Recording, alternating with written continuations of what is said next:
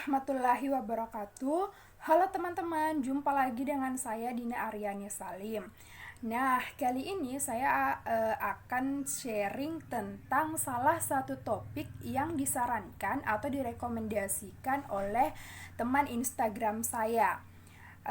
Kalau teman-teman ikuti Instagram saya, mungkin teman-teman tahu saya lagi minta beberapa pendapat dari teman-teman semua terkait topik apa yang bagus saya sharingkan kembali. Di situ sebenarnya saya hanya menulis 2 topik tentang keluarga, tetapi ternyata ada yang memberi saran lain, dan karena kebetulan saya punya materinya, waktu kami bikin kegiatan ruang refleksi di Kepulauan Selayar, kegiatannya Halo Jiwa Indonesia. Teman-teman bisa follow akun Instagramnya juga.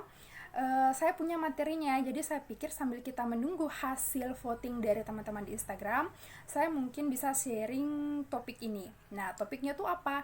Topiknya itu adalah insecure. Nah, mungkin beberapa teman sudah ada yang pernah mendengar kata insecure atau mungkin sedang mengalami insecure itu sekarang. Nah, jadi waktu itu kami dari Halo Jiwa Indonesia ada semacam program yang disebut dengan ruang refleksi, atau sebenarnya di ruang refleksi itu mirip-mirip sharing session. Nah, di sharing session itu kebetulan di Selayar saya dan Kak Yanti Rafiq merancang sebuah sharing session di salah satu kampus yang ada di Selayar, yaitu Stikes Pangrita Husada.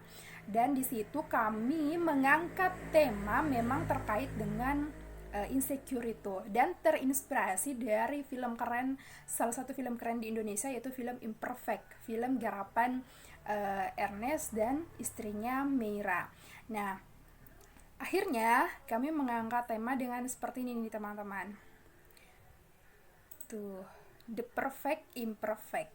Nah, jadi kenapa sih kami akhirnya memilih tema ini? Sebenarnya kita mau samakan saja dengan judul film itu, Imperfect, tapi takutnya nanti terlalu persis. Ada yang bilang nanti misalnya terlalu melanggar hak cipta atau apapunnya itu. Jadi kita pilih saja ini, the perfect imperfect. Maksudnya apa sih? Ternyata teman-teman, di balik ketidaksempurnaan dari diri kita tuh punya banyak kesempurnaan lainnya. Makanya melalui judulnya ini saja kami mau menerangkan ke orang-orang, kami mau mengajak orang-orang banyak untuk menyadari hal itu, bahwa ada banyak kesempurnaan di balik ketidaksempurnaan kita. Nah, dan karena insecure itu cenderung lebih kepada, sebenarnya arah-arahnya lebih kepada self love ya, self love. Jadi di sini saya sendiri membawakan materi tentang aware terhadap self love kita sendiri gitu.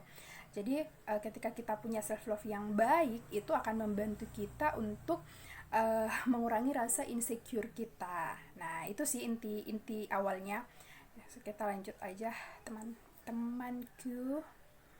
Oke.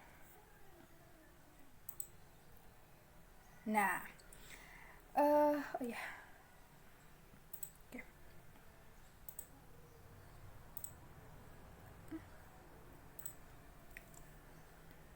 Iya.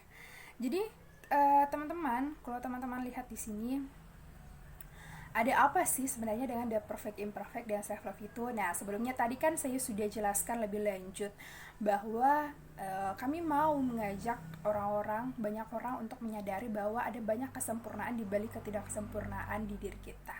Dan bagaimana caranya supaya kita bisa mengatasi rasa insecure itu, yaitu dengan meningkatkan self love ini.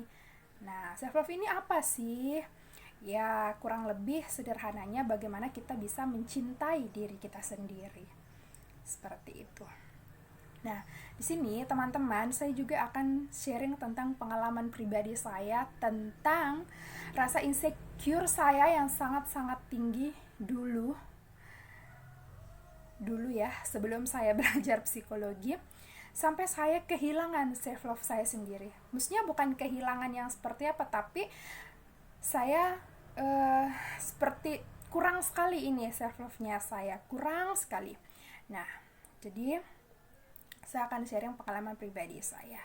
Jadi teman-teman, waktu itu saya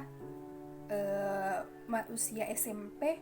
Saya usia SMP, setelah saya memasuki tahap remaja, tiba-tiba muka saya tuh penuh dengan jerawat yang betul-betul banyak, jerawat yang betul-betul benjol kanan kiri di seluruh pipi saya, dan itu betul-betul mengganggu penampilan saya, dan ya mungkin mengganggu orang-orang yang juga mungkin melihat wajah saya seperti itu. Dulu mungkin saya tidak pernah terlalu berpikir jauh ya. Dari dulu saya memang selalu bodoh amat begitu. Saya pikir ya selama saya masih sehat, selama saya masih bisa melanjutkan aktivitas, menurut saya ya saya masih baik-baik saja. Jerawat yang ada di pipi saya, di wajah saya itu saya masih bisa abaikan. Tapi seiring berjalannya waktu, teman-teman, ternyata apa yang saya alami itu justru menjadi hal atau menjadi penyebab orang-orang berkata A, B, C, D, E tentang saya, dan itu akhirnya menyerang diri saya secara personal, dan akhirnya membuat saya tuh merasa insecure sendiri gitu. Akhirnya yang dulunya konsep diri saya positif menjadi saya akhirnya membangun konsep diri yang negatif. Saya akhirnya memandang diri saya ini jelek. Akhirnya saya memandang diri saya ini intinya saya merasa kok Tuhan banyak kasih kekurangan ya ke saya, sampai pernah gitu ke tahap itu. Tapi saya berusaha segala macam obat ketika orang menyarankan ini, ketika orang menyarankan itu, saya coba semua halnya, saya coba karena saking saya mau mencoba mengobati jerawat saya yang sangat-sangat parah itu.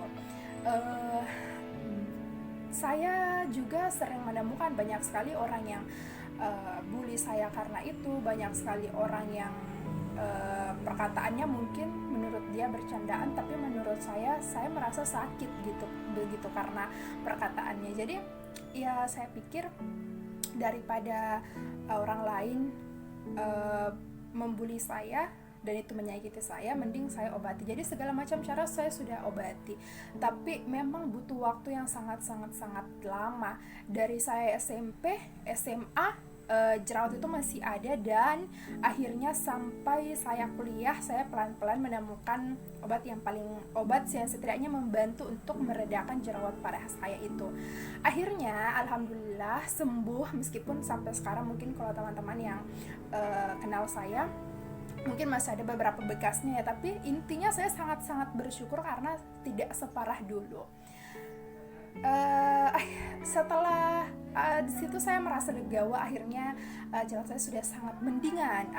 Orang-orang juga yang akhirnya ketemu dengan saya bilang, wah sudah sembuh ya jerawatnya apa dan segala macam. Jadi saya sudah mulai senang gitu. Dan persoalan terbaru muncul lagi menurut saya ya, setelah jerawat saya sembuh, ternyata pada saat kuliah berat badan saya betul-betul naik dengan sangat drastis. Sehingga orang-orang baru yang kembali bertemu dengan saya bukan lagi menyinggung tentang jerawat saya yang penuh di muka, tetapi menyinggung, wah gemuk sekali, wah kayak gajah, wah kayak gini. Perkataan-perkataan seperti itu justru membuat saya semakin sedih dan merasa tersakiti gitu, karena saya akhirnya berpikir lagi, ya Allah, kok selesai satu dikasih satu lagi gitu. Saya bilang, apakah juga orang-orang tidak berpikir ya dampaknya ke kita?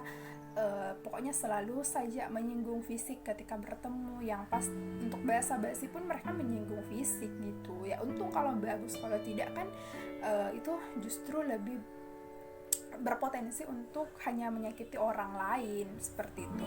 Saya menyadari bahwa saya cukup lama berada dalam pusaran perasaan insecure yang sangat membuat saya terganggu dan tidak pede dan selalu merasa rendah diri begitu. Karena saya merasa kok orang lain jauh lebih bagus ya, jauh lebih baik ketimbang saya.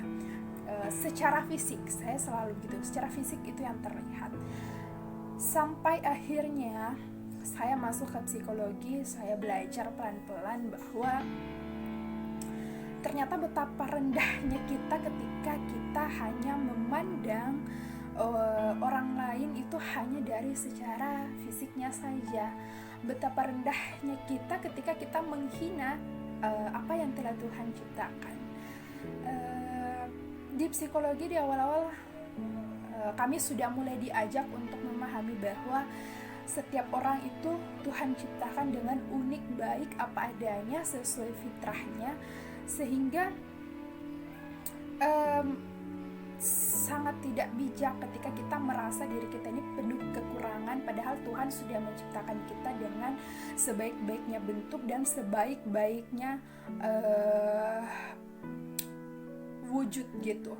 Dan selalu ditekankan juga pada kami bahwa yang namanya manusia itu memang tidak ada yang sempurna, karena kesempurnaan itu hanya milik Tuhan gitu.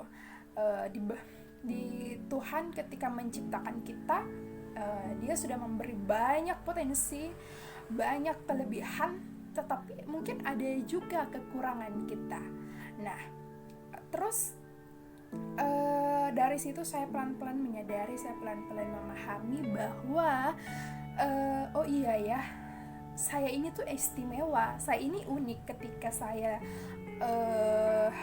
hanya fokus pada kekurangan saya tuh tidak akan pernah maju, saya tidak akan pernah berkembang, dan akhirnya potensi besar yang ada di diri saya ini tuh pelan-pelan redup dan akhirnya mati.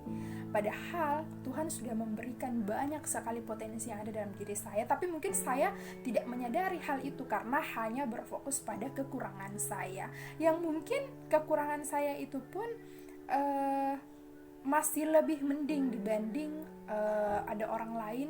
Mungkin ada yang tidak punya tangan, ada yang tidak punya kaki, sementara saya hanya karena dibilang berjerawat dan gemuk, saya sudah merasa sangat insecure gitu.